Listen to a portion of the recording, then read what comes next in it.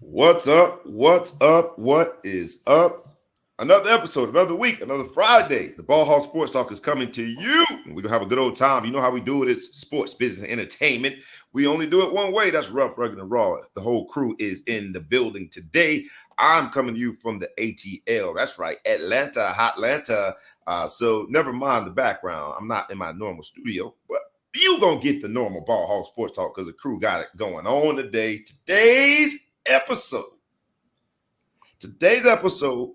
is going by the title Cashin Checks.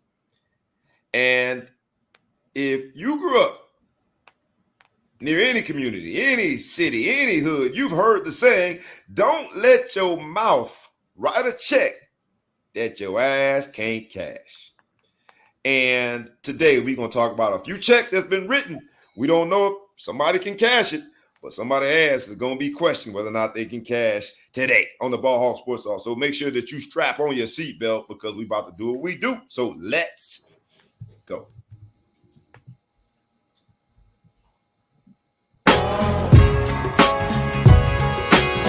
Wake up, wake up, wake up, and stay woke. Because this is the Ball Hawk Sports Talk with your boy, B. Brown, ESQ, a.k.a. the Ball Hog, a.k.a. the Mouth of the South. This is the place where sports, business, and entertainment collide. And we're going to give it to you rough, rugged, and raw. So come get you a spoonful, like some grits with butter and salt. You know how we do it in the South, y'all. Make sure you do not get caught in your feelings. Strap on your seatbelt and enjoy the ride. Come on, let's go.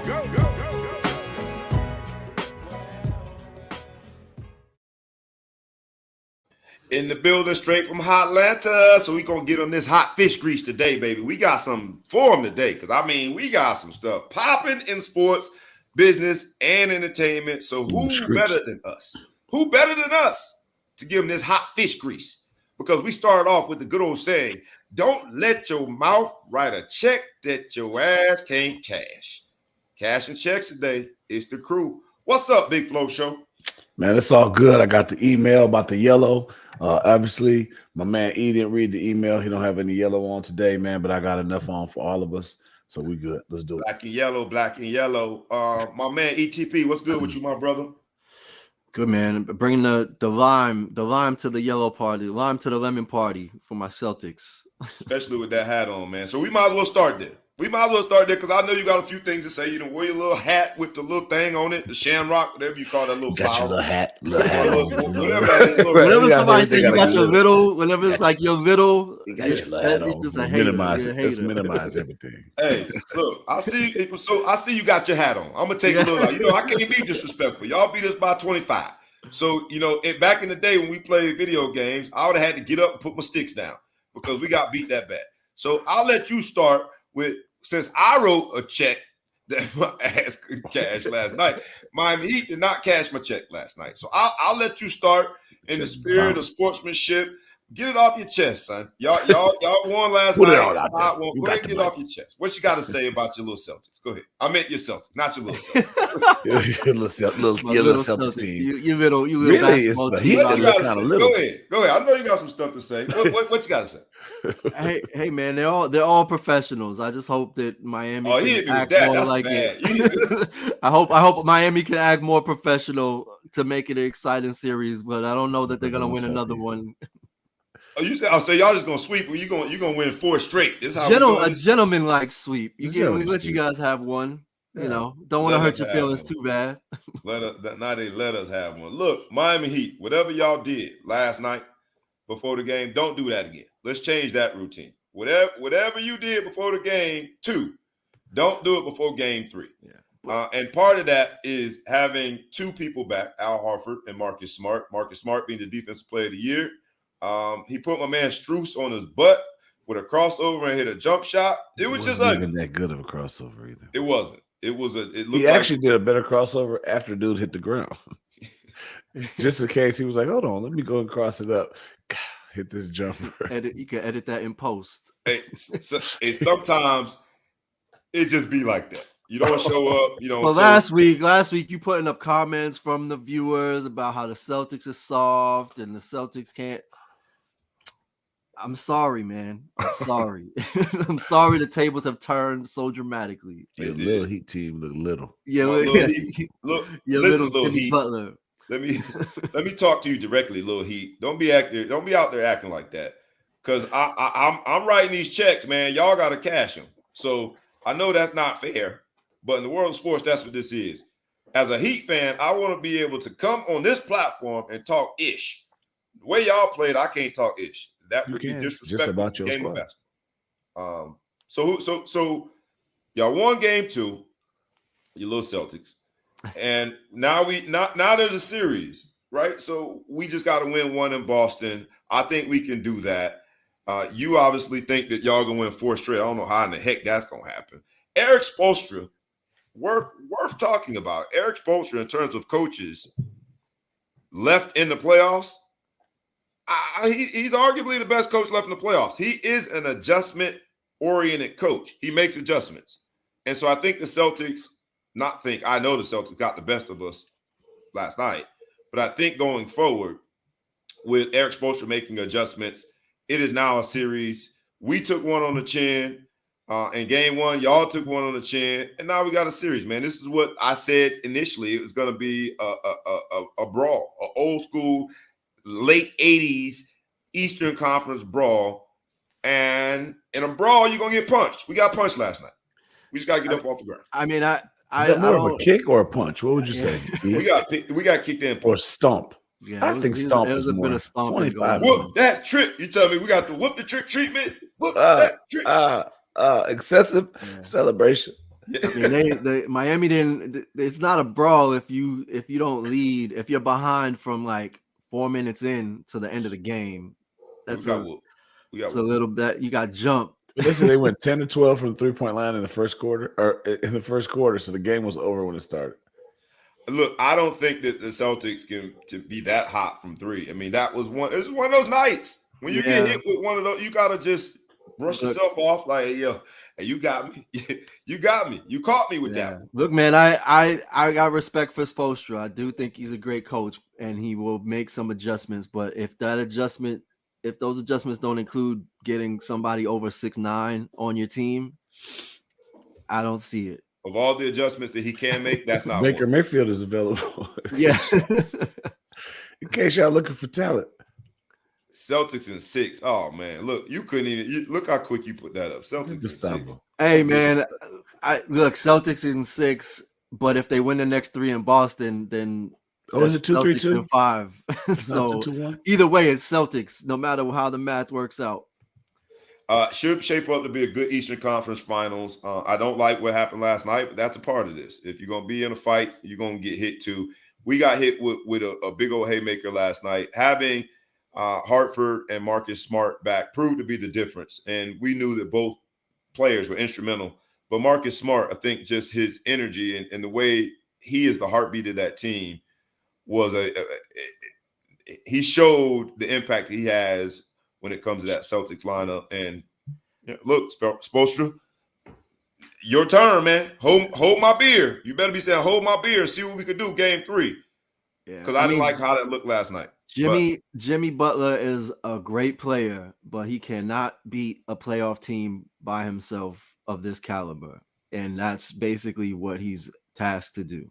They just don't have your 6th man of the year is your second best option. Bam has been below the radar, not delivering, and he's the biggest guy that is on the team, and he's not delivering. So Jimmy can get numbers, but he can't beat a championship caliber team. And that is the challenge. The new recipe that has become, and I'll say it started with the Celtics. Everyone talks about the super teams and refers to Miami immediately because of the decision and implications there too when it comes to LeBron. But the idea, I don't want to call them super teams, but superstars coming together. I like to think of that big 3 in Boston as the beginning of what the new formula was for how you win a championship. Is that fair? And I don't think they did anything wrong. You mean in terms of developing the talent? as in a terms of core. developing the talent versus bringing together established superstars. The Celtics, I think, in the modern era, were the first team to bring together established superstars with Ray Allen, KG, and the answer, Paul Pierce. Right. But fair. Oh yeah, I thought you were talking about the current team is actually the new blueprint for the current era of basketball, where your talent is developed in house. Because now I'll you give have a them big credit. three.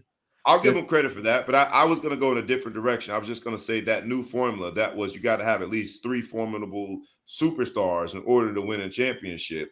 And the Celtics, to your point, have homegrown talent, as do Golden State. But if that's the case, then Miami is at a disadvantage because Miami's model right now is we're gonna out defend you. We're just gonna keep you under a certain amount of point threshold. And we don't need the superstars. We don't need the 3 superstars, the 3-headed monster in order to win. There is no 3-headed monster in Miami. So we are seeing 2 different styles versus one another. And I think Miami's going to come out on top. But Miami doesn't have either. You know what I mean? Like Miami hasn't developed superstar talent in-house. They only brought 1 star over. So they're not. Kyle Lowry's a star. He just injuries and he hasn't played star status. Okay. Tyler Hero to me is homegrown. Look, Is you he can just superstar? talk about my team after y'all beat us by 25 points. Now you see, I gave you I credit. mean, look at you don't have much. You don't have many legs to stand on right now. You make the All-Star team this year. What you got? The Bulls fan talking trash, so you throwing shots too. It is what it is. I deserve it. The only reason why you're in the playoffs is because we gave you one of our best guys. That's us. So those are Bulls. That was a Bulls dub you got last. Technically, Jimmy Butler still he got a Bulls jersey on underneath the Heat jersey. Underneath the Heat jersey, he's just on loan. He's gonna come when he's washed up. He'll come back to the Bulls when he's washed up. We'll give him a Chicago Bulls tattoo on his on his chest. But you know what though? I said after the first game, it was a competitive game, and they were down 2 soldiers. I knew that was dead. I would have been sick if I was that after that game. You guys had to compete to win, and they were down 2 soldiers. That's not a good war ahead of you, my friend. Eric Spoelstra, Jimmy Butler, Tyler Hero, Bam Adebayo. We are going to show you all. That's your squad. That's all you have. That's all we have. You can't think of anyone else. We're going to show you all that it don't take superstars to win basketball games. It takes defense. Right. And that's why y'all going to lose 5-1. Yeah, because the Celtics. Because the Celtics play those words. Team defense. You have officially written a check that your ass can't cash. We about to come back and win the series. Not even come back. It's tied. It's tied. It's tied. We don't have to come back. It's tied. As you say, everybody, when Miami was beating Philly, you would always say everybody did what they were supposed to do. They won at home. It's moving forward. Miami didn't do what they were supposed to do last night. I said that. But this different. This time is different. So let's go to the other side. Western Conference Finals. We have Golden State is up 1-0, and Dallas in Game 1 look like they're in trouble. I don't want to base everything off Game 1, but Golden State seems to be clicking at the right time. We know what Golden State is. A lot of homegrown talent, as we discussed it. Do we think Dallas has a chance? We all picked Golden State to win, but Dallas has been the underdog in at least the previous series, if not the previous 2 series. But Luka and the Pips have figured it out. Does Luka is Luka like Hulk Hogan? In that third one, is Luka just getting ready to come back and revive himself and be the Luka of the previous series and knock Goliath off the throne, take the series against Golden State, do the unthinkable because Vegas gives them no chance. What chance do we give them? Slightly greater than no chance, but I don't think they'll win. I think I don't know. So man. You're saying I got a chance. I mean, that didn't sound convincing. He said slightly better than no chance. I didn't think they were going to win the last series. And then they came out there and pistol whipped the Suns at the end. You know what I mean? Like, I thought they were going to lose that series. They came back and did this. So I don't want to doubt them too much when they get hot. But at the same time, I don't know. This Golden State team is battle tested. It's been around. They're healthy. You know what I mean? They've been through. I think we start to think of, people forget Klay Thompson was hurt for those years. And I think Steph was even hurt last year, if I'm not Steph mistaken. had some time down. Yeah, He had some time down, and like, okay, so now they're back and they're strong, and it's like we're so quick in the sports world to be like, oh, that team is done, it's washed up, they're not good anymore. But we forget, like, nah, dude was hurt. Get up, relax. Takes you a while to come back from a knee. He's back, and I don't know. I don't see any. I think I see them winning the whole thing. I said it before. I'm gonna say it again. I said Celtics, Golden State wins. That's what I predicted. And I'm like Nostradamus around here, so I think we should go and put your money up there and see what you can do. ETP, do you give Dallas a chance? Look, Mark Cuban and all his bravado, right? Because we're talking about this particular show, writing checks that your ass can't cash. And Mark Cuban has written checks. I mean, him and Lil Wayne going back and forth. They having rap beef on Twitter. Mark Cuban has written checks. He thinks that Luka is that dude. So much so that he really didn't build too much around him. It is Luka and the Pips. Do the Dallas Mavericks have a chance? A legitimate shot. I mean, not the shot. Not they got a chance because they're going to show up and they're going to play the remainder of the series. But do they have a legitimate shot such that game one was no indication of what we should expect going forward in the series, or is game one exactly what we should expect? Well, it's interesting the way both of these series look, right? On the Eastern Conference side, you have Jimmy is obviously the carrying the team for the Jimmy most Buckets part. He's talking about. I just want to make sure everyone knew who he's talking about. Yeah. Jimmy Buckets of the Miami Heat. That's what he's talking about. Go ahead. Jimmy bucket of bait, bucket of bait when he's fishing. But you bait a hook. But if you're but then on the Western Conference side, you got Luka, and if you're gonna ask who are you gonna expect to carry a team on their back, Luka is probably one of the main guys right now in the league that you would put your money on. That being said, Golden State has been here plenty of times before. They're actually the blueprint of homegrown talent, right? Where they built a team from the ground up to championship pedigree. 3 Hall of Famers, in the future, if not more, with Jordan Poole come in and whatever other development. They just seem to be getting. Don't forget Wiggins, but I got you. Yeah, Andrew Wiggins, superstar. But Luka also might be hurt. He was holding his shoulder, and so I don't think they're gonna get swept. Oh yeah, he was hurt. All right, his pride was hurt. What's wrong with you? I'm hurt, coach. What's hurt with you? My pride. I can't count him out. He was built in a Serbian lab for basketball, and Facts. He is designed to win. And when he was leaving the game last night, he was smiling like the villains in these James Bond movies. Like, all right, I'll be back. I'll be back. I give him some credit, but I picked the Warriors from during the regular season. I think they're gonna march through the championship. I don't think they're gonna win because Celtics are gonna have to do some damage. So we'll see. You think the Celtics can beat them? I think the Celtics can. The Celtics not gonna be there. So I don't know. That's so hypothetical. The Celtics gonna watch it just like we gonna watch it. If Miami mess around and beat the Celtics, they'll cancel the championship. They won't even just go right to the parade. They just go right to the parade. Like that, they're gonna be fair. Hey, second place, not bad. Other NBA news I just want to touch on quick, man, because we gotta get the name, image, and likeness. Cashin Checks. If for those of you who are just joining us, first please like, comment, share, tag a friend, tag a foe, tag anybody that you know. Please subscribe to both our YouTube channel and to the podcast. But we start off with the old saying: don't let your mouth write a check that your ass can't cash. And this week, in the space of name, image, and likeness, we had 2 men that run very, very prominent, powerful SEC football programs, writing checks. They wrote checks, and we're going to get into that next. But before we do, I got to talk about some more NBA stuff because there were more checks written, if you will. Pat Beverly had a few things to say about CP3. Called him basically on the defensive side of the ball a cone, meaning when you do your drills, you put a cone there, and gave the comparison that's what CP3 is defensively in the NBA. And then went further, it's like everybody know it. Matt Barnes took issue with it. They've had a back and forth. I just ask you guys, is that too far? Because he basically said the entire NBA knows that CP3 cannot defend.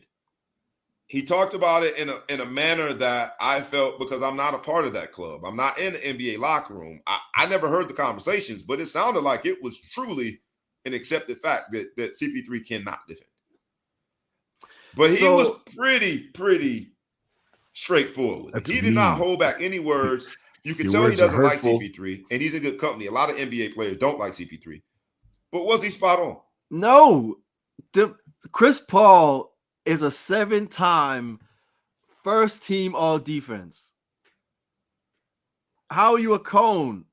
Like, how is that even possible? But listen. And he also said that this started from like high school when he was at LeBron's camp and they got into it playing, teams. Like, it's his personal thing, but you're gonna call somebody that made the All-Star team one time a superstar, but we call somebody that made the first all-defense team in the NBA 7 times a cone? He was talking about CP3 in 2022. CP3 did not make the all-defense team this year, wasn't nowhere near it. Pat Beverly was talking about CP3. We can go and talk about his stats and all that. But the truth of the matter is that this ever elusive championship, and there's been several memes out there, basically Barkley and all the other people that the championship eluded, welcoming CP3 to this unenviable fraternity of greats that didn't win a championship. It's almost written. This was his opportunity. Really, last year I thought was his best opportunity. But this was a pretty good opportunity too. It eluded him again. And if we look at the playoffs, let's look at the last series. CP3 was a liability defensively. Sure, but you're going to call him you averaged, all right, let's talk about this season. He averaged 2 steals a game. That's 2 more steals than a cone per game. Facts. I'll give you that. At least 1.5 more than a cone. Like, come on.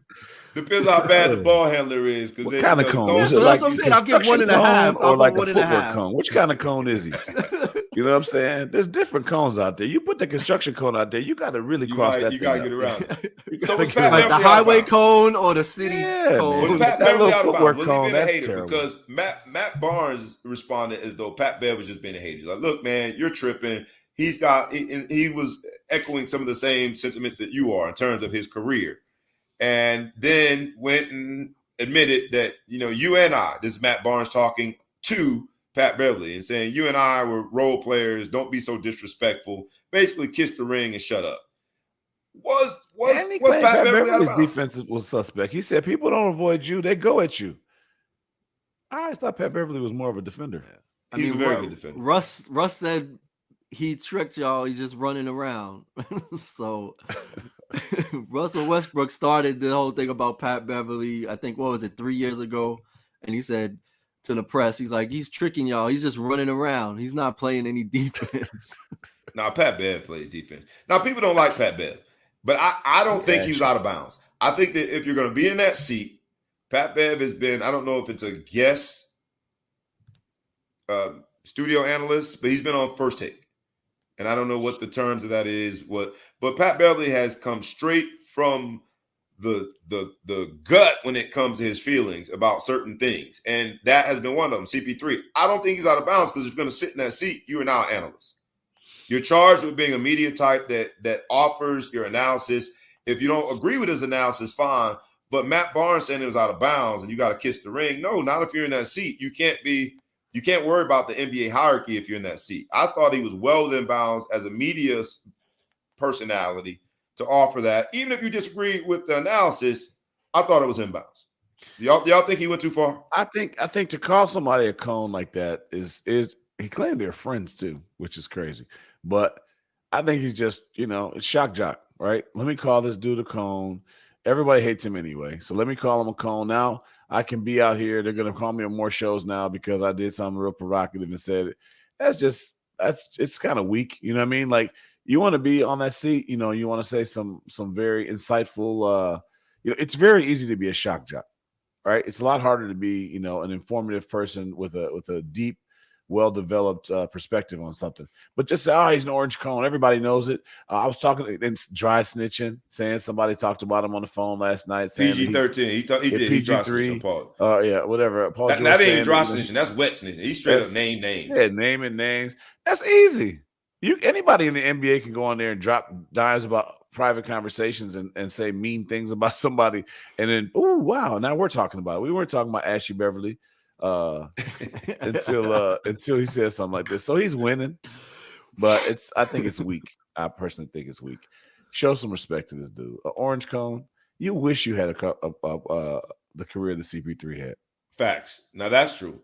That's true. But hey, man, they put him in the seat what to up, do Leon? analysis. Hey, shout out to my man Leon. Just had a little knee surgery yesterday, man. Hope to see you on your feet soon. He blew his whole knee up, beat it up real bad. But he had knee surgery yesterday. Glad to see he woke up and came and got us on our show today. Hey, appreciate it, man. Leon Wall, 88 Club, baby. He was 88 at Notre Dame before I was. Appreciate you, Big Wall. ETP, what do you think? Is he out of bounds? We're gonna move forward because this whole episode is about, don't let your mouth writer check that your ass can't cash. And on the court, no, Pat Beverly is not CP3. The careers are very different, drastically different. But when it comes to the seat that he was in, was he out of bounds? I mean, that's the question that I have. It's, you can get brought on as a guest or you can get brought on as an analyst. This is kind of this blurry kind of space that he operated in. I think, at the end of the day, there's a code within the NBA. No matter what, like you said, it's easy to be a shock jock or it's easy to have these hot takes and air dirty laundry, but ultimately there should be a code within the league, or there was up until now. You're going to have guys that are just running their mouth. So Pat Beverly's in no position. His team got eliminated. He's done nothing at the level of Chris Paul. Like the idea that he's coming in and throwing rocks, it's just him trying to get more attention. We're talking about him. That's where we are. He can say he has no championships. He's never been to an All-Star game. He's never been, he has none of the accolades that Chris Paul has, and he's just running his mouth, and he's like just trying to cause problems to the point where now he's got an even bigger target on his back. Dame Lillard's getting involved and saying things publicly. You have all these other players that are just, they don't like him, and he's creating that villain. And I know, like, professional athletes always have to look for motivation, and he seems to be driven by being the villain, and that's what he's doing. I think he's doing, and he's going to get paid for it because Barstool offered him a blank check to have a podcast because he's saying things that are out of pocket until he gets punched in the face, basically.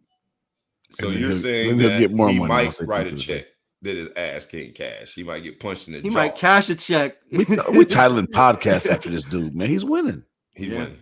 Yeah, he's winning. He's winning. Look, and I think he's doing a great job. So while the particular analogy that he used, the cone, was a bit far, an inanimate object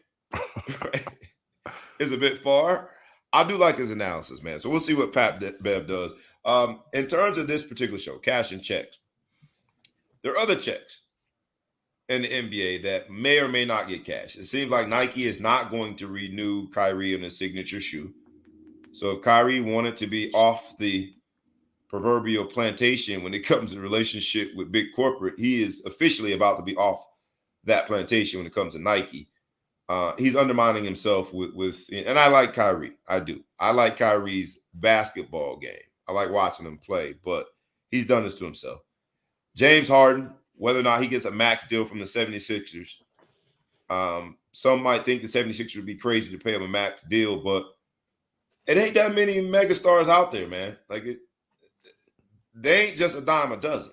And if they don't max him out, he's going to come in there 35 pounds overweight with Cheetos in his beard. So you got to make a decision. Yeah. The 76ers put themselves in this position, though. If you needed any examples of his lack of motivation, just turn on the film and watch, whether it be Houston or Brooklyn, his last two stops. That man's not motivated to play basketball when he's not motivated to play basketball. And if he don't get the check, he's especially not motivated. Do you think, just yes or no, quick answer, do you think the 76ers should pay? I'll start with you, ETP. Absolutely No. not. Absolutely not. If Harden's smart, he takes the option. And if the Sixers are smart, they don't go beyond that until they see what he does next year. If he he's going to be playing in a contract year, then I would ultimately see what he can do. But he seems to be damaged goods. He's not. He's a shell of himself. Which is still a good player, right? Like he can still have flashes of excellence, but he's already on the decline. So there's no reason they should spend that money. The Big Flow Show. If you got a bag, are you giving it to you're the 76ers? You got a bag. Look, you got to build around Joel Embiid. Joel Embiid is very injury prone too. So you don't have a window that you're looking at 5 years from now. You got to cash in on this episode, Cashin Checks. You got to cash in on this MVP level of play that Embiid has shown over the last season. Do you pay James Harden, or do you try to find somebody else to complement Joel Embiid? We at least know that Harden and Embiid, that works. Was it championship caliber this year? No, but Harden and Embiid work together. Do you pay Harden?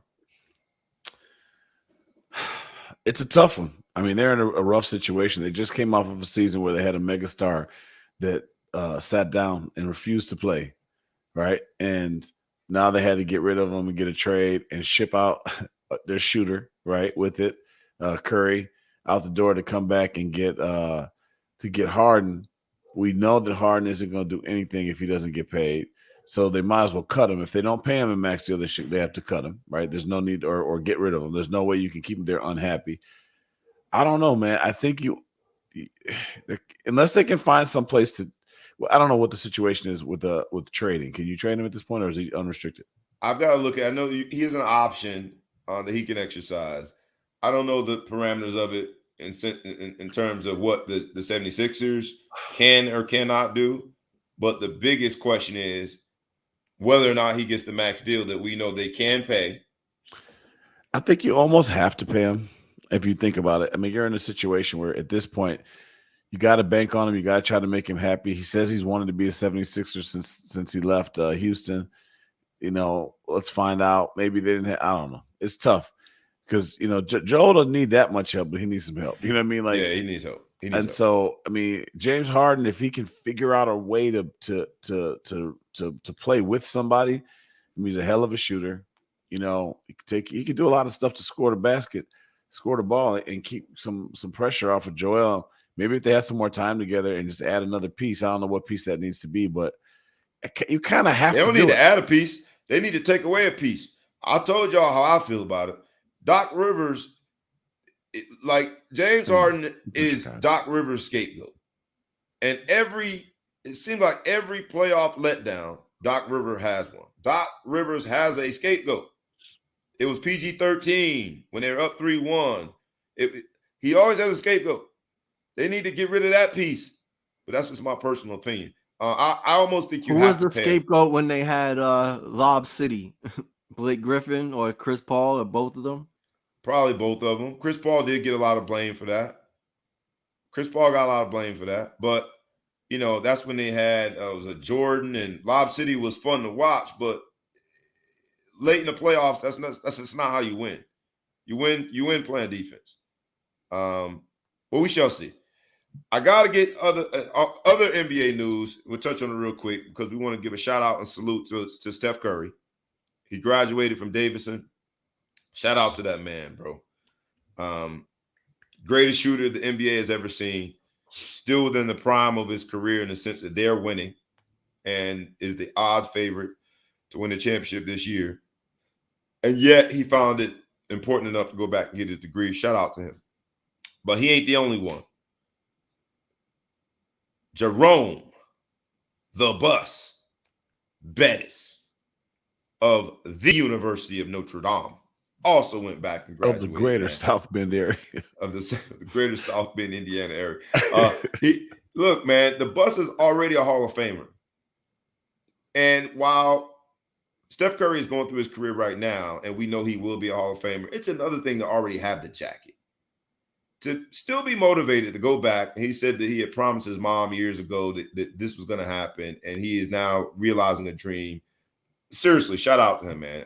Hats off to Bussy. Obviously, as Notre Dame men and the Big Flow show, you played with Buss. I didn't, but I know him enough to know he's a good man, and shout out to him. It's really impressive.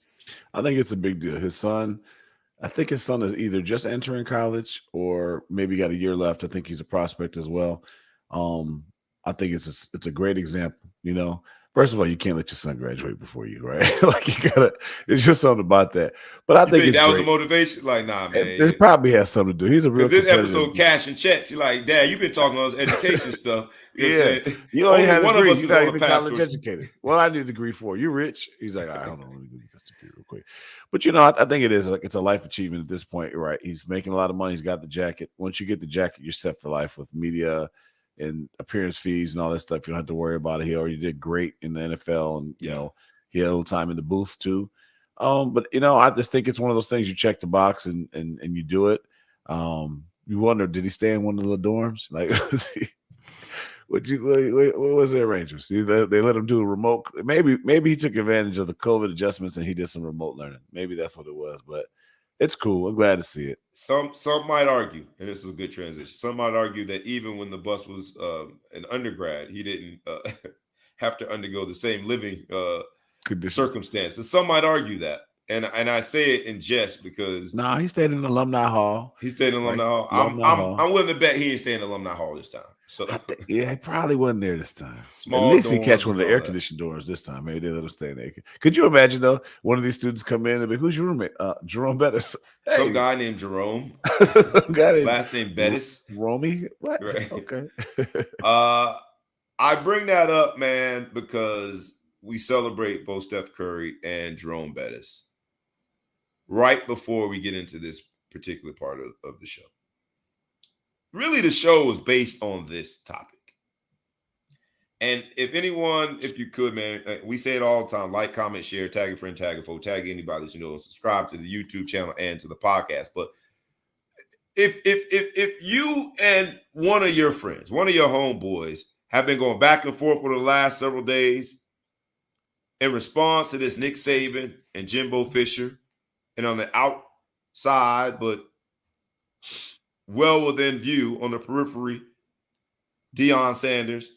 If y'all been going back and forth, tag that friend right now. If you was in a barbershop talking about Nick Saban being salty with his response to NIL and him calling out Jimbo Fisher and saying he bought Texas A&M, that #1 recruiting class. If you were in the barbershop talking about it, tag the person you were talking with when it comes to this topic, because we got to get into this. If you're somebody that has been a part of this journey, name, image, and likeness as it has evolved, and heard here discuss the Ball Hog Sports Talk, we want you to comment. We want you to weigh in, because here we are. Name, image, and likeness. So transformative that we just NIL. It's got its own little nickname. Not very creative, but NIL is the new elephant in the room that we've danced around, we've alluded to, sort of been, trying to scratch and sniff, see what's going to come out of this. But this week, college football, I would say the king of college football, Nick Saban, he's earned that title. I'll give him that. He's the man on the top of the mountain when it comes to college football, and his explosive comments this week basically saying that Jimbo Fisher and his #1 recruiting class at Texas A&M, Jimbo Fisher is the first coach under the Nick Saban coaching tree to defeat Coach Saban last year. But he got called out this week. Nick Saban basically said, yo, you bought your class, homie. You bought your class. You bought your #1 recruiting class. And he alluded to the name, image, and likeness conversation, but all focus All his anger, all his fire was pointed right at Jimbo Fisher. Now, I would imagine if they were in the same room, it would have been on site. Right after the comments, they would have been fighting. It would have been some Cashin Checks. Because Jimbo Fisher took issue with it. He's responded.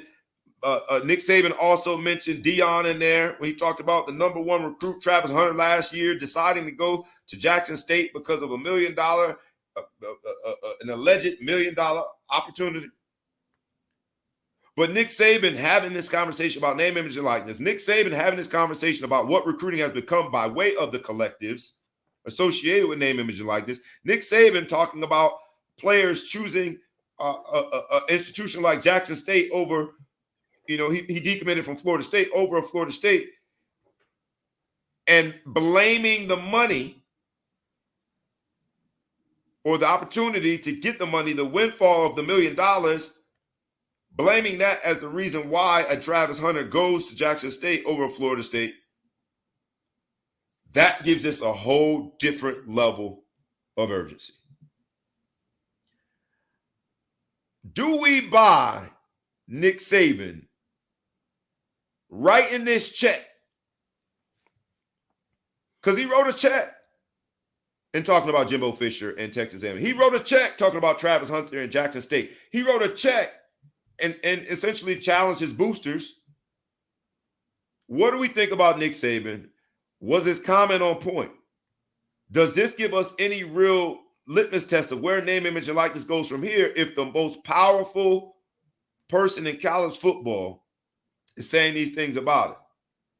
And then, as always, we got to at least talk about where the NCAA falls in all of this. What do you guys think? I got to go Breakfast Club on this dude and give him Donkey of the Day, honestly. I mean, because, first of all, when Bryce Young had $1 million deal before he even started, he was the first one out there talking about Bryce Young just signed a 7-figure deal, NIL deal, whatever. He's bragging, using it to recruit, right? But now that some people have done it better than him, now he's crying foul. Oh, there's nothing we can do about it. They're going to get sued. It's antitrust if they try to do something unless they legislate against this. It's the biggest deal. He's had a monopoly on talent for the last 10 years, right? At least 10 years or so. He's had a monopoly on talent.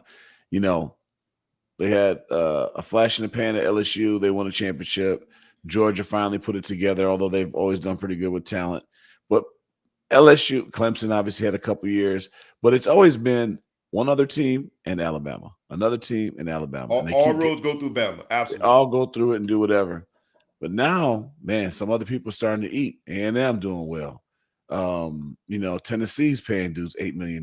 They got people all over the country, pocket schools. And he's like, I don't like this. I no longer can control it. And I can't just be, because he's an old school coach. He's the Lou Holtz type of coach. I'm the dictator. I'm this, that, whatever. He's not this newfangled, like, player coach guys that we're getting around. So he's been able to do this on the ivory tower and been tough to work with, and that kind of guy. And he's saying, oh, man, I can't believe they're buying their players. Look at his coaching staff. He's got dudes that were NFL head coaches that are in the film room. Like, he gets the best coaches money can buy. He gets all the different things that he can go through. But now all of a sudden, he's crying foul. Now it's a big deal. Now he's crying foul and do whatever. Maybe it was a rally cry to fundraise. To me, it came across more of just whining about, how things are. You be a little loose with your lips too. Don't go accusing people of stuff. Now, I've heard that they did spend $30 million on that class. That has been out there. So maybe they did buy the class. You heard Texas A&M, rough estimate, rounding error maybe, but that's the ballpark figure, $30 million. That's what I've heard before. We got a teammate whose son is out there, but he wouldn't confirm or deny it for me when I asked him. But I don't know. Maybe he had some truth to that. I don't think that Jackson State paid this kid $1 million. Although, did you see how the kid came out and said, I got $1 million, but my mom has 5 kids in a 3-bedroom. I was like, I don't know that you needed to tweet that. Yeah. I don't know. Yeah. I mean, what he's basically saying is where the $1 million at. But you ain't had to put your mom on blast to prove the point to somebody who don't mean. You just said that's not. You could have just said that's not true. Well, that's always funny, man. Like, I mean, total tangent, but people always, people that get far somewhere, they achieve some level of success. They're like, I came from nothing. It's like, really? Like, absolutely nothing? Like, you're not gonna, you're basically just downplaying the fact that there were people that supported you, and maybe you grew up with, lower means. So it's always interesting when people just always talk about, romanticize that they had no help, or that they came from the bottom and all of this, when it's a little bit of a potential slap in the face to the people that tried to help get you there, or get you, to Fair elevate. point. But I got to throw it to you now, ETP, because it sounds like the Big Float Show saying that Nick Saban is just on some sour grapes ish with his mouth.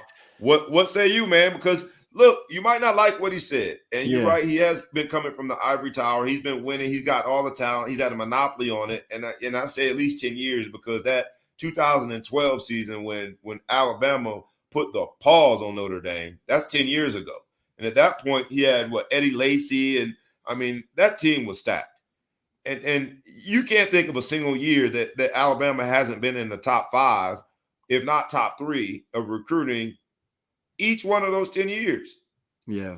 But at the same time, there was something in what he said that I don't want to just write it off. What do you think, ETP? Well, I won't write it off. I mean, we've been talking about on this show for a year about the potential implications, or ramifications of what NIL could do and how it could affect the landscape.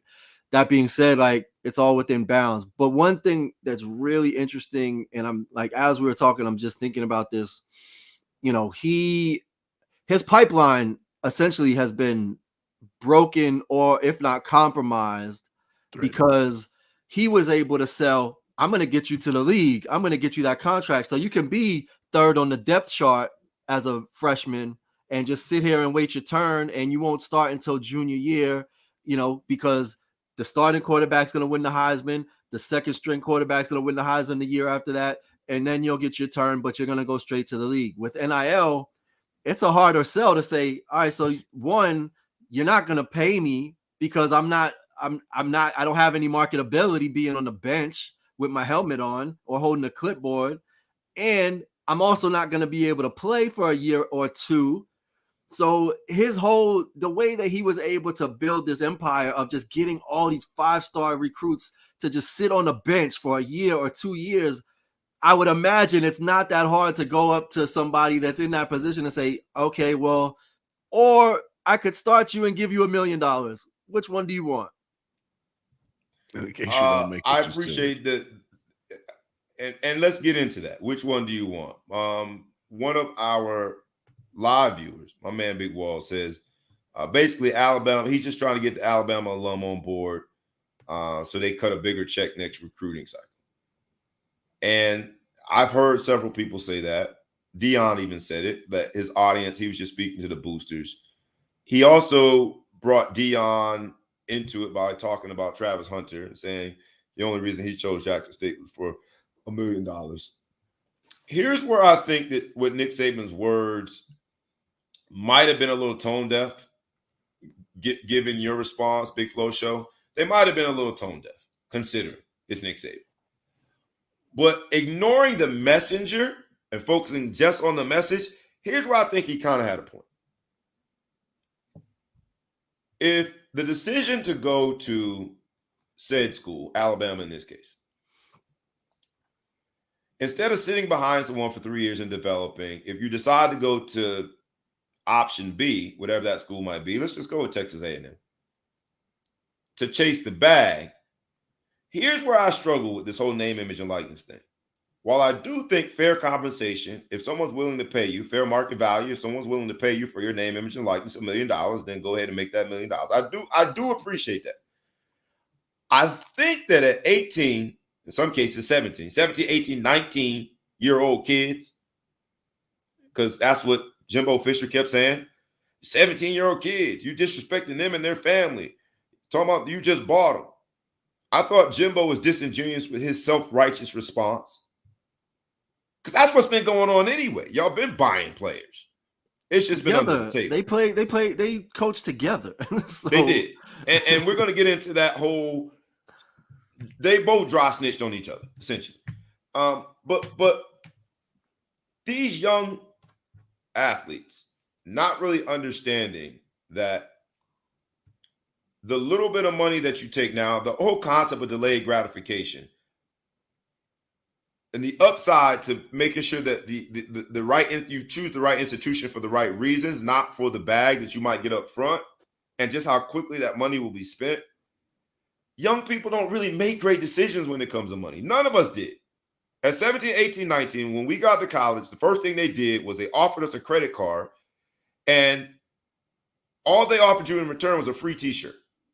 The whole campus walked around with a damn free t-shirt, not knowing anything about credit for the most part. I'll talk about myself, not everybody. Some people understood credit and how it could damage. I didn't know.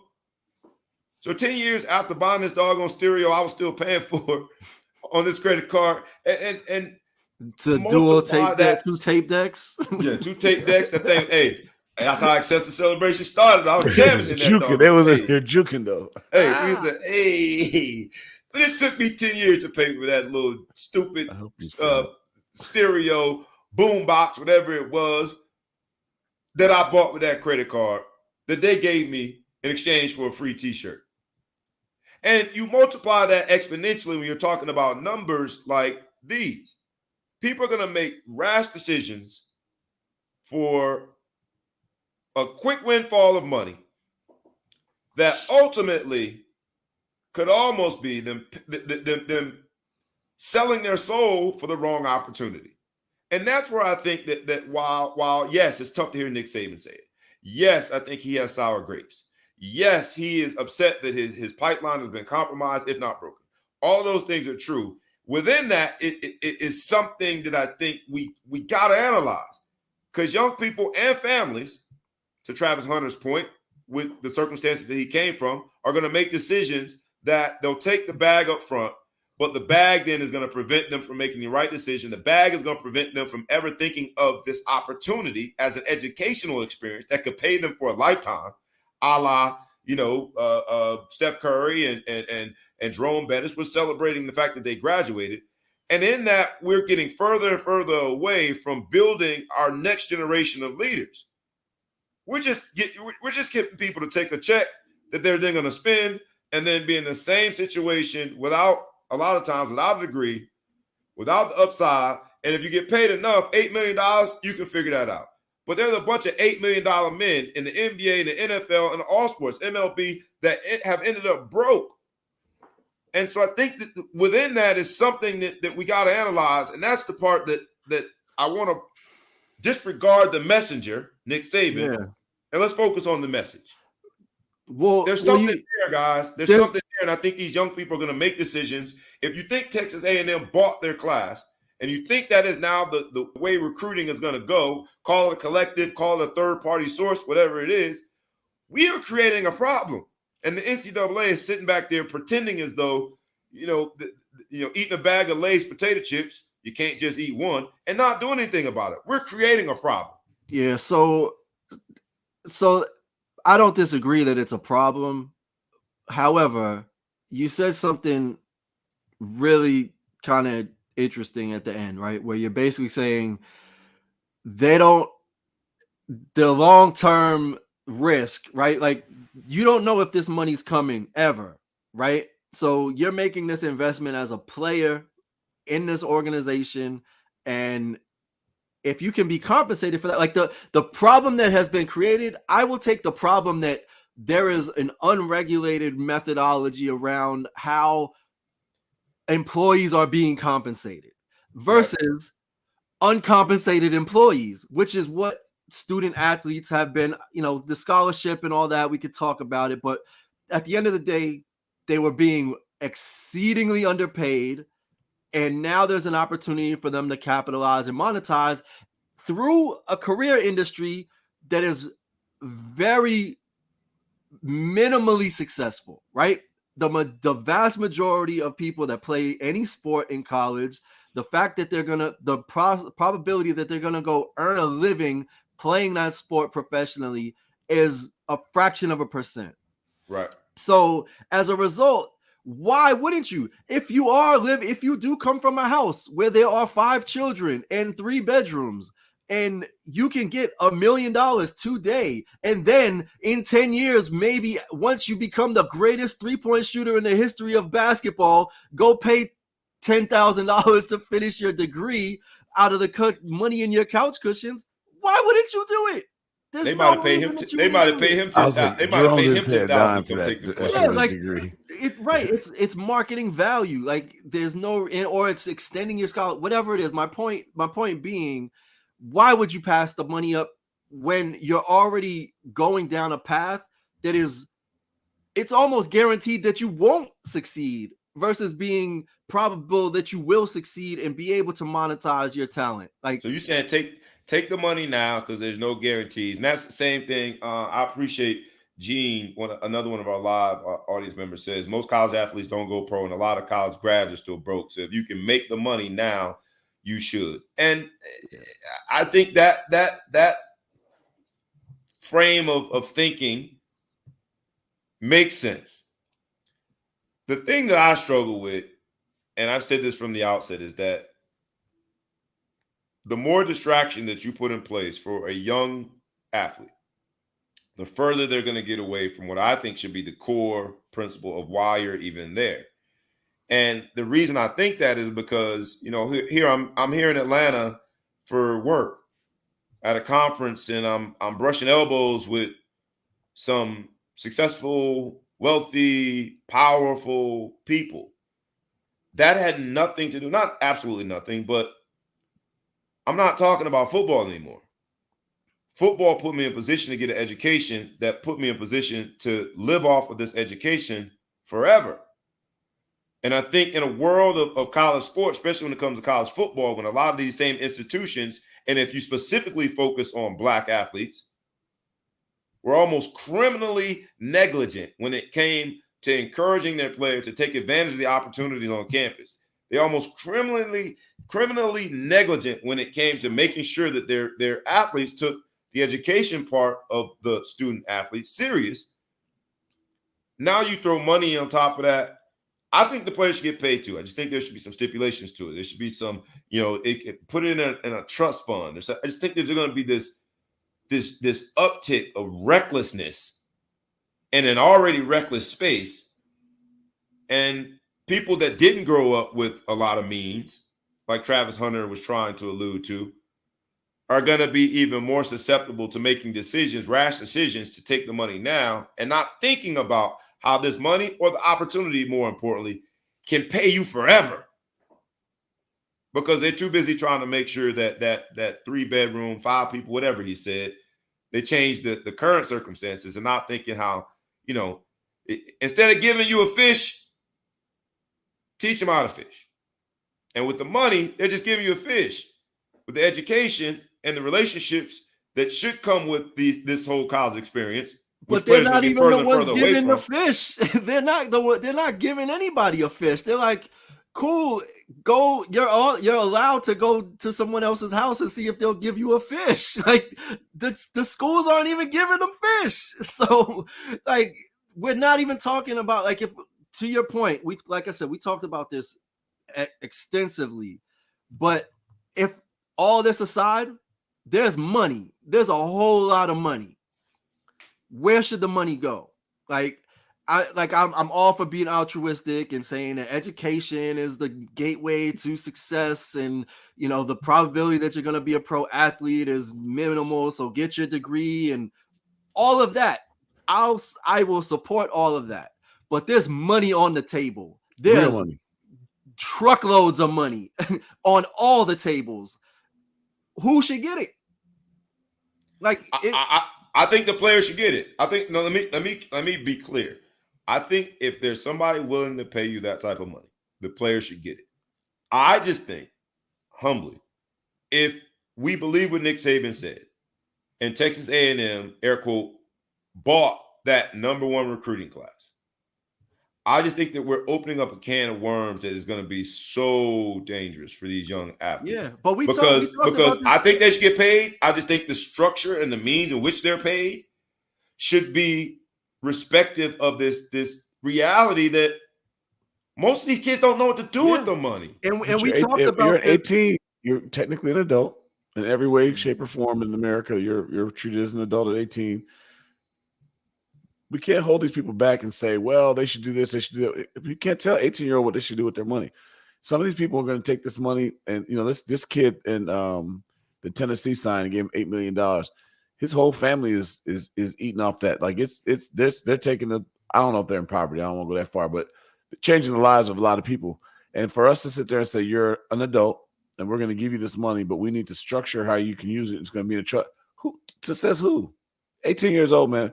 It's going to be up. There's a lot of money involved in there. And the schools, if the schools really give a damn about these kids, then they're going to educate them and they're going to try to find a way to put some structure that they mandate that their kids go and sit down through a class. Okay, you're going to get this money. You're going to have to take an investment class as a freshman. You had to take this thing here. You're going to have to advisor, and they're going to watch them if they really give a damn. I think what it is here, the bigger picture, and I think it was Chris Broussard said on an earlier show, if not him, it was one of the guys on the thing, so I'm sorry if I'm misquoting, but it's a power struggle now, right? It's like, okay, now these guys, these same dollars that are going to these Nick Wright, sorry, a lot of the same dollars that are going to these kids, maybe not directly, but this is the same donor that's going to put up money for the collective is the same donor that puts up money for a scoreboard, and the same donor that puts up money for a science building, the same donor that puts up whatever. So now you're starting to dip into other people's pockets, and that's really what the problem is. I think that's part of the reason why some of these coaches are having an issue. And then also, like you said before, but Alabama's selling the NFL dream, and Alabama's selling all these different things.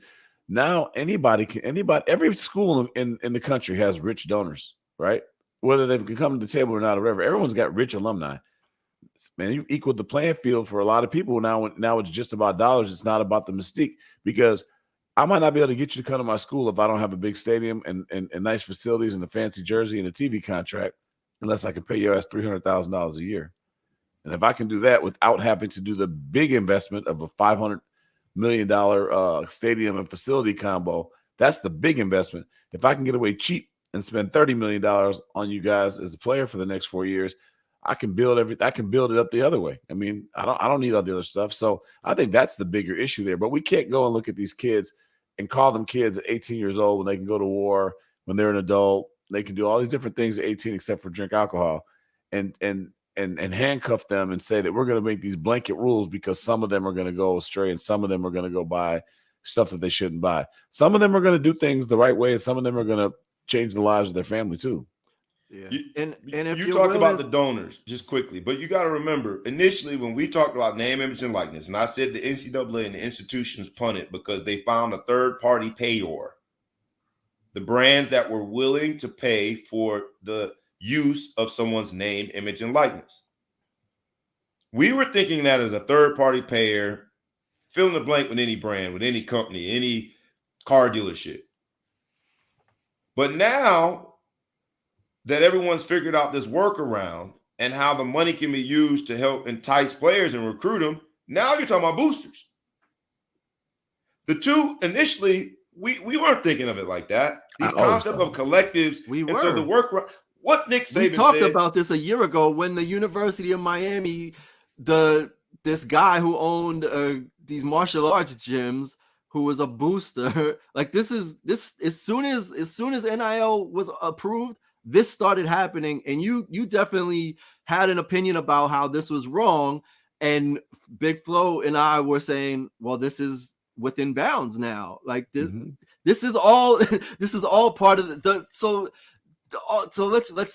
let's step all the way back, right? Like, yes, when we started talking about this in June or May of last year, it was about how are we going to regulate it. This all started because the schools and the NCAA were not sharing their money. They were not going to open up their briefcases and share any of this money with the students. So they were like, okay, we'll allow you to get marketing deals or secondary options where you can make some money.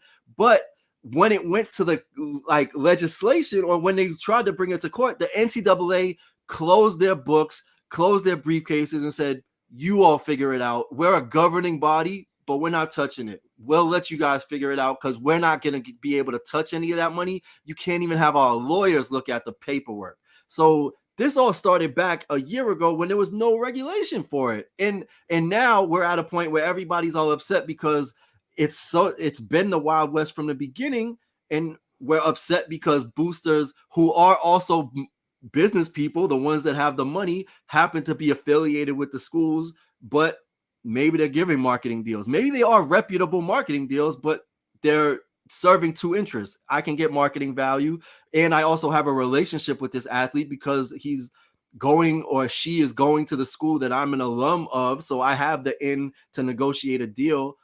Like, it's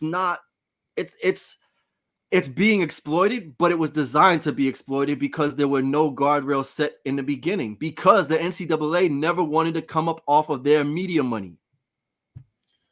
Look, I'm definitely not absolving the NCAA. What I'm saying is, now that we're at this point, we posted comments like that. No, we won't look in this episode this family talk.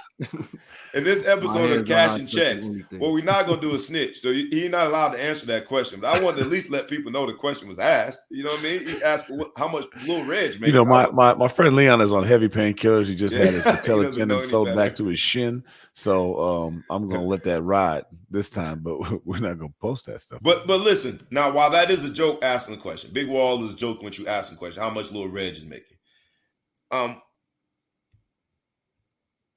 If indeed somebody wrote a check to Little Reg, I guess it'd be legal. So what am I hiding for? But we're talking about stuff that you used to have to clutch your pearls. It's like weed. Like, you still kind of okay. We don't feel comfortable about it because you know why? Because ultimately we know deep down that if someone could just offer money and that's what attracts you to a particular school, something's wrong about that. And look, not to be a purist, not to be an old head while being a purist and an old head. We know that now because we look back on it and say, man, wait, that whole college experience was just a springboard for something a lot more valuable. Yeah, but kids can't do that. Let me just say one thing though, because you're talking about this trade-off of like, take the bag and go to community college and blow your knee out and never have any medical staff. Like, we're talking a Power 5 versus a Power 5 with money. Like, right. Like, we're talking like, you're not taking the bag to go into a dark alley. Like, you're taking the bag as a tiebreaker between which one is going to give me the better financial and professional opportunities. So, like, your argument is a valid argument, but let's make sure that we're not like, even the Travis Hunter, like, even if Travis Hunter got $1 million, right? And he went to Jackson State because of that, he's not ruining his chances of going to play professionally or being able to monetize his talents. It actually may help him, and it doesn't derail him from achieving whatever professional success after the fact. And that's just Fair. If it's a maybe. Fair. And let's not.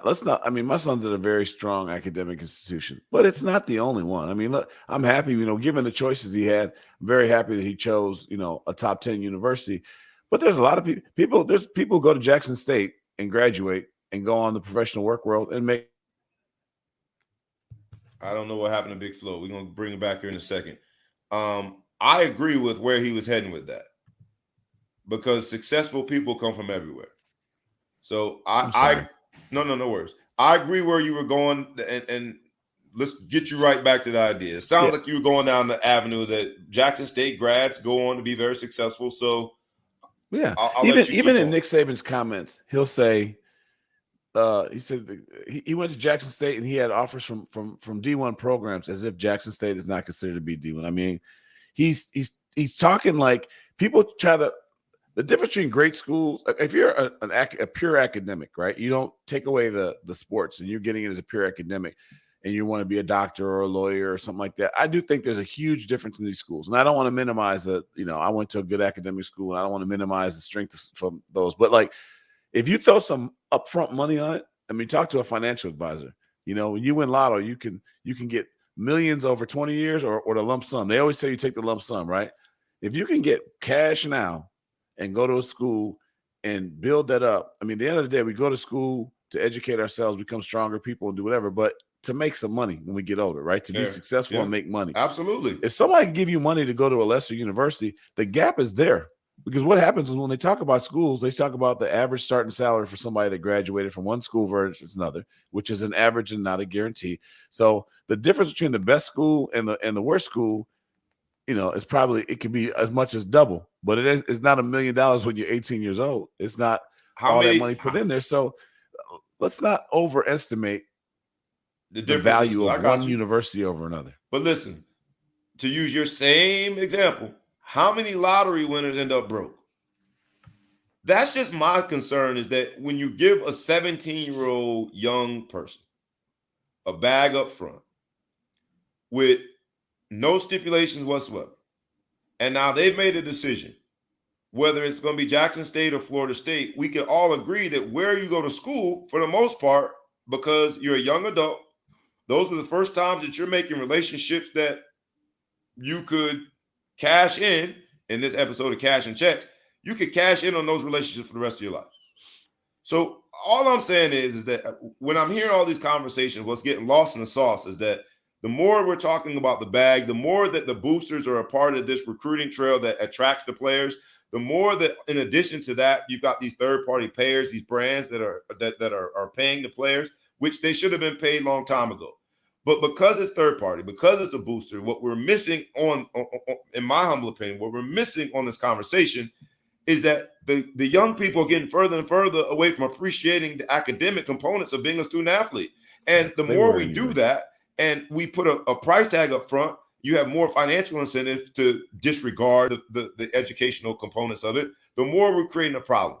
And I know the question is about Little Reg, and it was a joke, but if Little Reg was to get that bag up front, the thing that Little Reg has for him is that he's got a mom and a dad, and in terms of being your first statement about getting that money for a lottery winner was ask a financial advisor.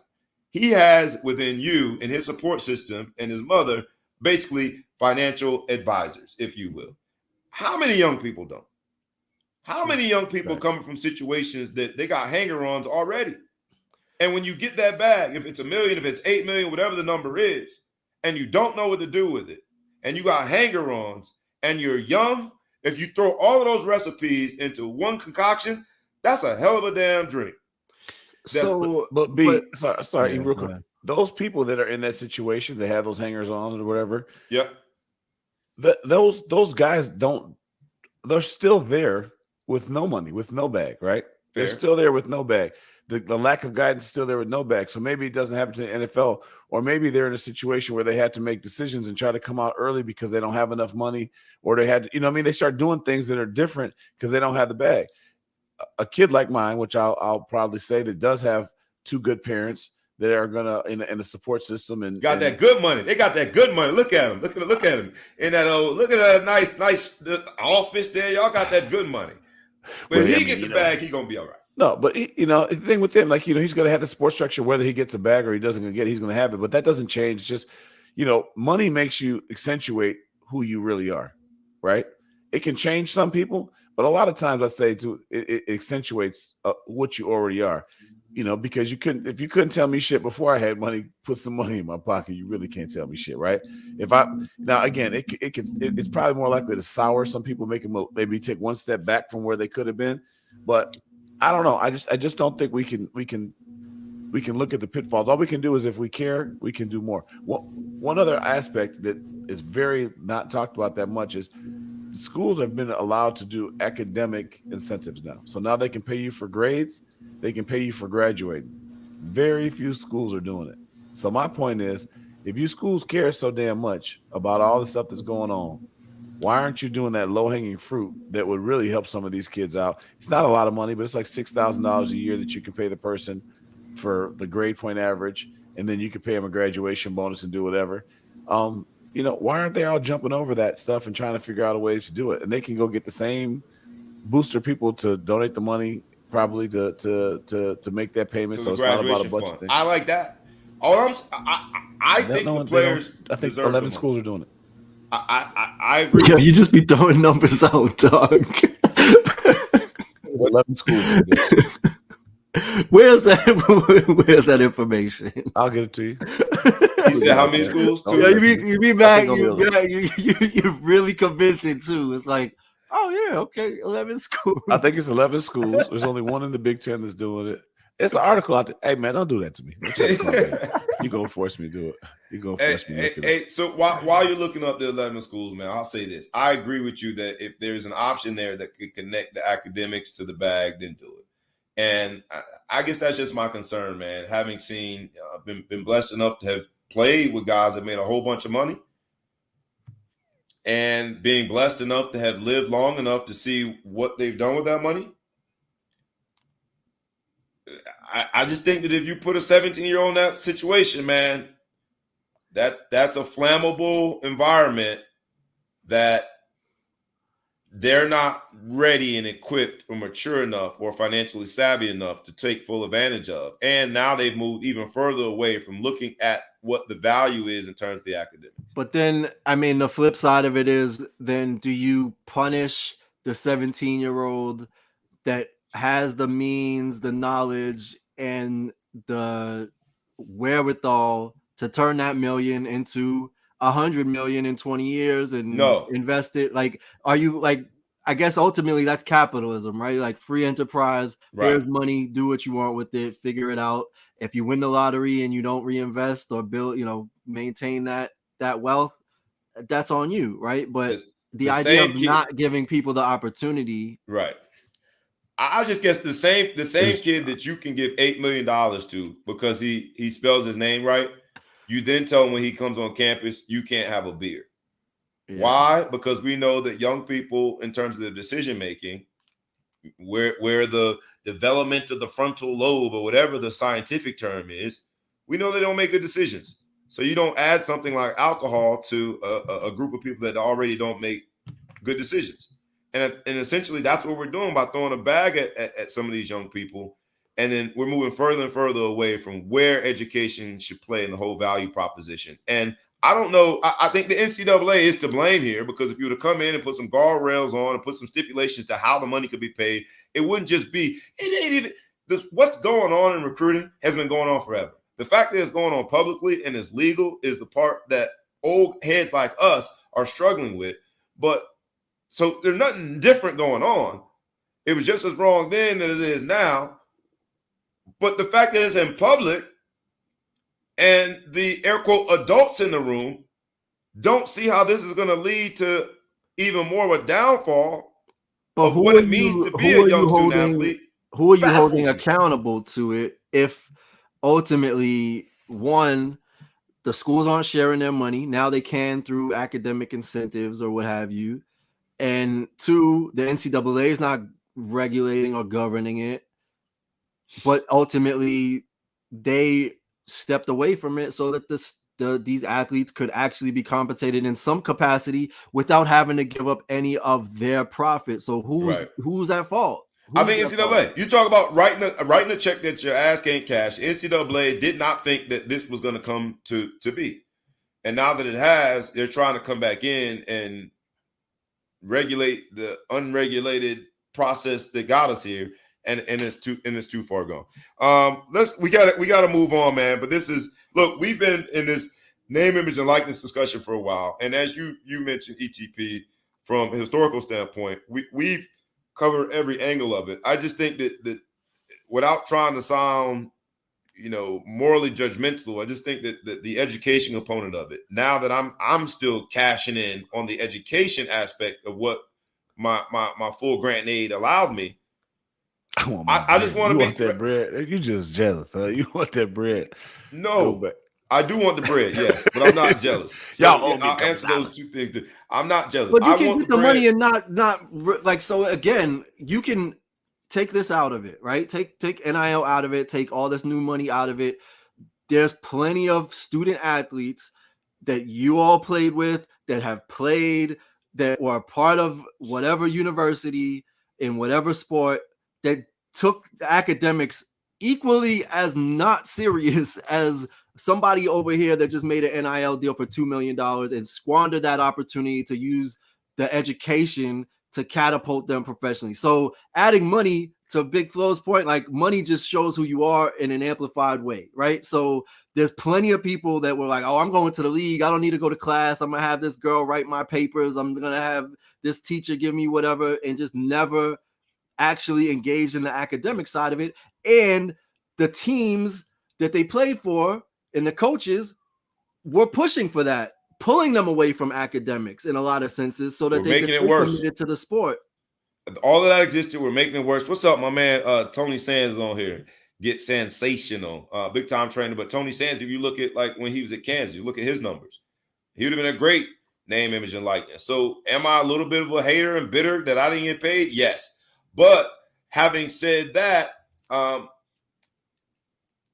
it's water under the bridge. How do we make sure that the players that are getting paid, Generation Z, you lucky mofos, y'all some lucky mofos. How do we make sure that they take full advantage of it? Because just giving them the bag, you got two old white dudes, Nick Saban and Jimbo Fisher, basically arguing back and forth about the fact that their pipeline and their mechanism to get these players to come, they're arguing about which one is right, which one is wrong. And while these two old white dudes arguing back and forth and everybody laughing, are we going to get a bigger bag? What's happening is you add money to an already tough situation. Look at the graduation rates in these places. You add money to that, and they're going to get further and further away from really taking full advantage. And yeah, if you look at talk to an advisor, you talk to Tom, or just look at the lottery winners. That's a great example. A lot of them go broke. I think if you add stipulations to it, don't not pay them to their current state. They were broke when they won it. They had some fun and broke. But you just mentioned though, look at the graduation rates of some of these places. I will say this blankly though, it's almost getting oversaid. The graduation rates on a whole have been improving tremendously. They have. The NCAA has been taking scholarships if your rates go low or whatever, so they're going to get better. So I'm gonna give credit where it's due there. But when you start thinking about how some of these graduation rates are low, you start looking at the average job payments for these people that played. A lot of times that doesn't apply to the athletes, right? They come out of there. They don't really meet the average of the norm. I mean, you take a Cal Berkeley, great university, but they have the lowest, I think, African-American graduation rate amongst athletes, top 2 or 3. You can look that up too if you don't like my stats. But they're in the bottom 2 or 3, whatever. So it doesn't always line up perfectly with what the school is doing with that. But more the reason to pay some of these dudes, because they're bringing in, they have a limited time value. If they don't make it to the NFL, they have a limited value for their skills. They come in there, some of them aren't getting the education. They're not getting the guidance. They're not getting the networking with the people that they're supposed to. Shit, give them some money, give them a shot. You know what I mean? And if they do go broke, at least they have 4 or 5 good years that they did for their family or whatever. But let's give some of these people, if somebody's willing, this is a capitalist society. If somebody's willing to pay them, we should not stand in the way of somebody willing to pay somebody. I said from the very beginning, the structure of this should have been, and I've written up several things. I wrote up a course about it. So maybe I'm just it's personal for me. But you have to, as the adults in the room, try to protect young people from sabotaging what is a golden ticket. And we do it in almost every other category. We talked about it with, the whole drinking. We don't let 19-year-olds drink because we know they don't make great decisions. And so I think that the payment, absolutely. I think the institution and NCAA should have been paying, but okay, we got this other name, image, and likeness thing, but pay in a responsible way such that we can impact the kid much longer than it takes to spend $1 million. Because $1 million, once you take the taxes, once Cud and Joe, once you take once Cud and Joe and all them, like, it's gone. It's gone. And if we're saying that this is what they are using, these respective colleges, call it Jimbo at Texas A&M, call it Nick Saban at Alabama, fill in the blank with some other old white rich man. And if they're using that carrot, dangling that carrot to get the kid there, all I'm saying is let's make sure we pay them in a responsible way such that we help protect them from what is an inevitable mistake that they'll make with their own money. Yeah, I just think it's ways to do it. It's It would take administrative, it would take thoughtfulness, but it would take, most importantly, you gotta care. All this is done is taking a situation where people did not care about these student athletes and amplified it such that I would just pay you. We still don't care, right? Bro, we're old enough where we know a lot of guys that didn't take full advantage of the opportunity. For us, it was at Notre Dame, but fill in the blank, somebody that played college ball. And we know brothers that are struggling. And it was Notre Dame. Great education opportunity there. We know brothers struggling. And all I'm saying is, by the time you spend that little, let's call it what? We'll call it 600,000 on $1 million. We'll call it 600,000 that you made after taxes. You hit a good point, though. Wait. The first story, give it 2-3 years from now, one of these kids going to go to jail for tax evasion. You watch. Because they're not getting paid by an employer like that. This is a straight check cash you're going to get. Man, we asking for trouble, tax. Bro. We asking for trouble. And I applaud that these players are getting paid. I hate to laugh, but somebody going to go to jail for tax evasion. Absolutely. Look, man. Look how many of these doggone pop stars, singers, rappers, actors. There is, I just think that we are going down a very dangerous road, and I think the adults better step up and be adults. I'll take care of it for you. Just give the money to Big Flo. Give me bread. All right, we got to move on. You can rest assured. Please like, comment, share, tag a friend, tag a foe, tag anybody you know, and please subscribe to both our YouTube channel and to the podcast. Please share this, man, because this conversation about name, image, and likeness, it's going to require people that say to step up and challenge what has now become the status quo. The NCAA failed, but it's going to be our young people and I'm talking about more generally, because Big Flo, your son will be all right. But it's going to be our young people that I think run for the bag and miss the real opportunity of being on that campus. And before you know it, the bag is spent. You didn't get a degree. Maybe you made the league and you did the average NFL career of 3 years. And by the time that eligibility runs out and them boosters ain't lining up to make sure that Texas A&M or Alabama has the number one recruiting class, them same people ain't answering your call no more, dog. And that's where I think the adults got to step up and be adults. That's all I'm saying. And I've been consistent with it in terms of how we got to go about it. Yes, they should get paid, but we should do it in a way that recognizes that at 18, without the right support, without the right or sufficient enough experience with money, we're asking for trouble. That's all I'm saying. Let's move on though, man. Let's hop into quickly because I gotta go catch a flight and get out of this hot Atlanta. It's time for me to get on back home. NFL news, man. Deshaun Watson, under oath, admitted that at least one of the accusers was crying at the end of the massage. Did he say crying or felt uncomfortable? Felt uncomfortable. I think he acknowledged that. I don't remember the exact words, but I can't remember. The text said that she felt under oath. He acknowledged that she was crying. Correct. And in the court of public opinion, when you say that, right, like big black man has this, and I don't know if this particular accuser was white, but has this woman crying after a massage, you better believe people are going to use that to gaslight him and say, man, I think it's safe to say that these massage therapists came in all shapes and sizes. He has so many of them. There ain't that many black massage therapists.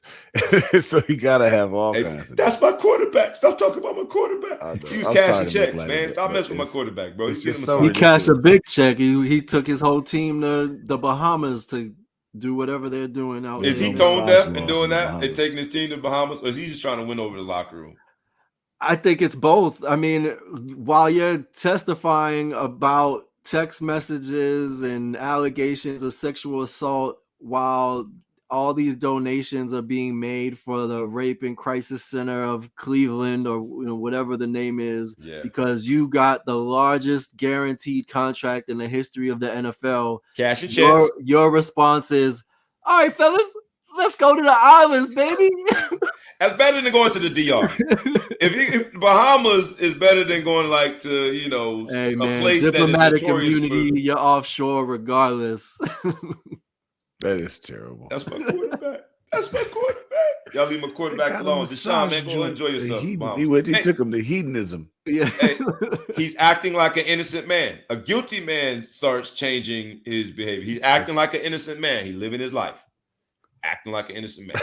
I mean, I've never heard of a quarterback chartering a flight and bringing his entire offense to a tropical island for a team building activity. I've never heard of that. But look, because he got the biggest bag you're on ever. that team, He might be acting like an innocent man. If you're on that That's a team, does your wife unique let you go? activity. What's Does your that? wife let you go on a trip like that? Oh, absolutely not. You going with who? Who you going with? With who? Hey, 30 guys were able to get the hall pass. This is an OTAs. This is a mandatory team event. They all single. Ain't no wife in the history of wifedom gonna let you go to Bahamas with Deshaun Watson. It ain't happening. Nah, not happening. Divorce papers served. Imagine the stewardesses. But what did the organization was like? Yeah, that sounds like a great idea. You got go ahead, enjoy yourself. We'll make some calls. We know some great hotels. In the same week that he had to sit down with the NFL and start talking seriously about what his future holds and how the deposition itself is going to impact the NFL's decision, man. Do you think he made him sign an NDA on the flight? What happens in the DR or we'll never know. What happens in the Bahamas, the Bahamian trip. Other news, because I want to make sure we touch on it before we get out of here today, man. The U.S. women national team finally got their fair pay, if you will, Cashin Checks. The equal pay dilemma or fight that they've been fighting. It's been a fight. The equal pay fight. Essentially, they won the fight, and ETP, you helped me kind of understand it. What they're saying is that the entire bag, the entire pot is going to be split, meaning no matter what happens with the men's team and the women's team, they're going to divide the money equally, which I guess could be a win for the women. But at the same time, the men haven't been as successful as the women. So, I mean, are they potentially cutting down their overall income? Are they reducing income potentially by doing this? And I think the amount of money was less important than the quality. So it's a win that they're saying that men and women soccer players on the national team should be paid equally. But net, I don't know that this is going to put more money in the women's pocket. Well, so the thing that's great about this is that U.S. Soccer has created this equal pay initiative so that men and women are going to be paid equally.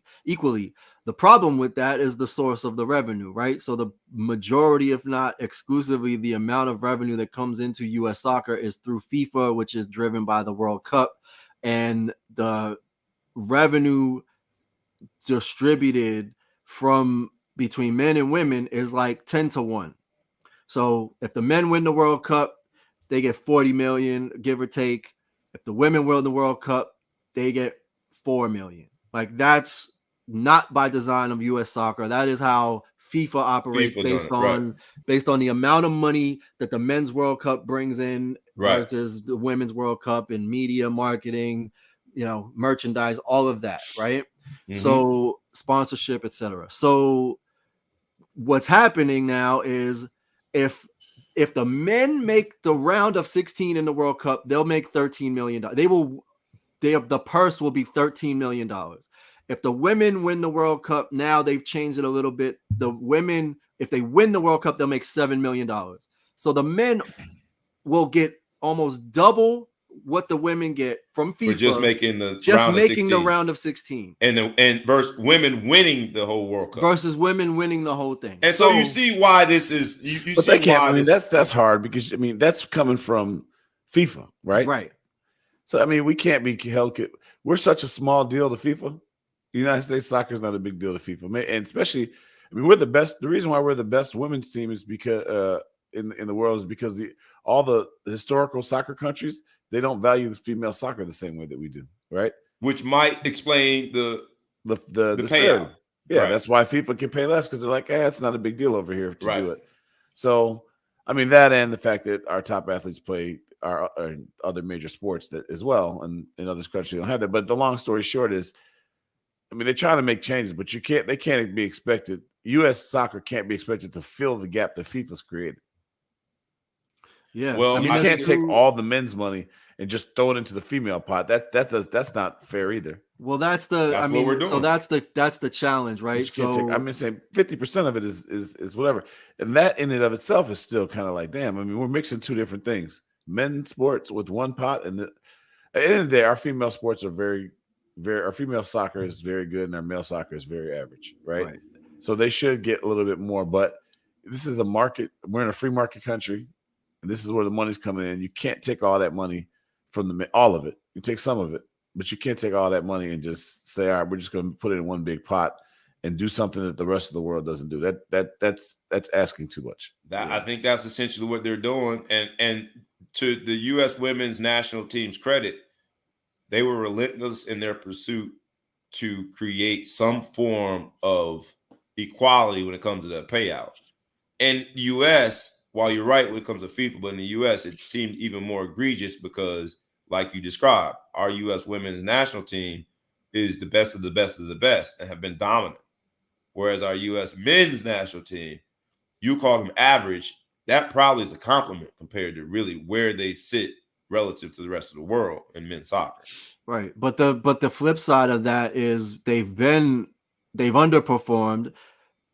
But now you're talking about a situation where you want these elite athletes to play for their country under the premise that they're going to get a reduction in what they're used to being paid, right? So there's a possibility that you'll get athletes that will say, you know what, I'm a dual citizen, or I'm going to go play for another country, or I'm not playing in the World Cup because I have a Premier League contract and I'm not going to go over here and play for the potential to win, a few $100,000 that's going to compromise my $50 million a year, Premier League contract or whatever it is, right? So it's great that it's adding to the pay of women, but I think the challenge is at the expense of others. At least the quality of overall. I get you on men's team. We'll see how it plays out, man. But ironically, in discussing this, maybe that's the solution for name, image, and likeness. Maybe the NCAA's got a chance to come in on its horse and save it like a white knight.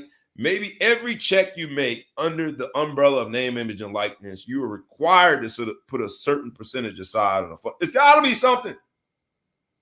As you can tell, this bothers me. Last topic of the day, man. Let's talk about Tiger Woods PGA Championship. He's looked pretty bad. I think he shot 4 over. Big difference. 4 over, but he has been limping noticeably. He said that was the hardest thing to do. In this particular episode, Cashin Checks, did Tiger Woods write a check that his ass can't cash when it comes to the comeback? And is it time to just hang it up? Lightning round, what do you guys think before we get out of here for the day? I'll start with you, Big Flow Show. I know we all like Tiger Woods, y'all, but has his mouth, has his bravado, has his confidence in himself written a check that his ass can't cash? Is it over? Nah, it's so amazing to me. If you look at golf, and I don't follow golf that well, but like the reason why Tiger was the best is like he won a lot, but like he placed a lot, right? He got in the top 10 a lot. He had a record that he made like, I don't know, was it 200 cuts or something in a row, some ridiculous number. Right. I got to be careful with my numbers here. I got my auditor over here. I got to be careful what I claim. But a lot of cuts because a lot of people don't make that many straight cuts. Own it, man. Just own it. Just own it. So at the end of the day, I feel like we rush so quick to try to. Tiger gets one day good at the Masters. He's back. He's back. Oh my God, he's back. Now he has a 4 over. Is he washed up? Relax. He's coming back off of almost losing his leg. He's going to have some decent tournaments, some bad tournaments. It's a little sore. He's already been beat up. I think the fact that Tiger is still golfing with the pros says a lot. You know what I mean? The Yeah. fact of all the Fair. back surgeries he's been through, getting whooped by his wife, all the different trials and tribulations he's doing, almost losing his leg. The fact that he's even out there doing it with all that stuff, we should celebrate that. But I'll give you that. you know, I'll give you that. I think he's got a chance. I do think Tiger Woods will win another tournament before it's all said and done. And when you say tournament, you mean a PGA tournament? Because I'm sure he can win a tournament if he goes just out there on the course and create a tournament. I'm gonna go out there and say, let me say, I say he'll finish top 10 in the major. Yes. There's people listening. He'll finish top 10 in the major before he's done. ETP, last word on it, man. Thumbs up, thumbs down. Is it over, man? He just can't cash his check. Tiger will never see. And he ain't got to be Tiger of old, but at least get me to tune in. When you're playing that bad, I ain't even tuning in. That's what the PGA wants. Tiger to just be playing so people watch. I mean, he for me, and I'm not a huge golf fan, but for me, he has earned my fandom where he could play terrible for a lot longer than most people, and I'd still be interested to watch. So, Mike Tyson. Yeah, Mike Tyson, right? Yeah. I mean, look, he won. He won Mike a Tyson to fight tomorrow. We're gonna watch it. Yeah, exactly. Well, Tyson fought just a couple years ago, and it was worth watching. Put up big numbers. Watching his Instagram, watching him, do some drills on Instagram is more entertaining than a lot of the boxers today. So I'll watch Mike Tyson. I mean, look, Terrell Owens is still catching touchdowns somewhere. Yeah. All right. Yeah, he sure is. We're gonna get out of it for but I hope he makes the cut. I hope Tiger makes the cut. I hope he does too, but it don't look like it's gonna happen. Before we get out of here in this episode of Cashin Checks, man, because it's been a great episode, I did want to mention Kyrie was on I Am Athlete and talked about him and LeBron in their days of Cleveland. I guess they played one-on-one at one point. Now he left the suspense at its height and didn't tell us what the outcome was. But the fact that he brought it up, because he lost. I think the fact that he brought it up and put it in the universe probably means he won. I think he lost. Think so? We'll know. We'll never know. Brian, Closed vault. Look, man, this has been a great episode, man. Name, image, and likeness was the center of our conversation. We talked about the NBA playoffs. Don't worry, the Miami Heat will be back in Game 3. I know that the gentleman by the name of ETP is wearing that Celtics hat. We ain't worried about that. You see the hat, the cow, cash cow. Today's episode was all about people writing checks that they ass can't cash. So make sure that you like, comment, share, tag a friend, tag a foe, tag anybody that you know, and please subscribe to both our YouTube channel and to the podcast.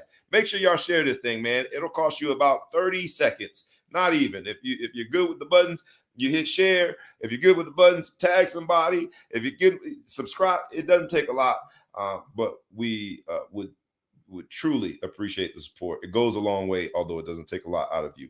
This has been a great episode. Cashin Checks. Make sure that you like, comment, share, tag a friend, tag a foe, tag anybody you know, and make sure you have a great weekend. This is the Ball Hawk Sports Talk with your boy, B. Brown, ESQ, a.k.a. the Ball Hawk, a.k.a. the Mouth of the South, a.k.a. Mr. Excessive Celebration, a.k.a. Breezy. I was here with the crew, my man ETP and the Big Flow Show. We only know how to do it one way, rough, rugged, and raw, as we talk about sports, business, and entertainment. This is who he is, and officially, we is out. Peace.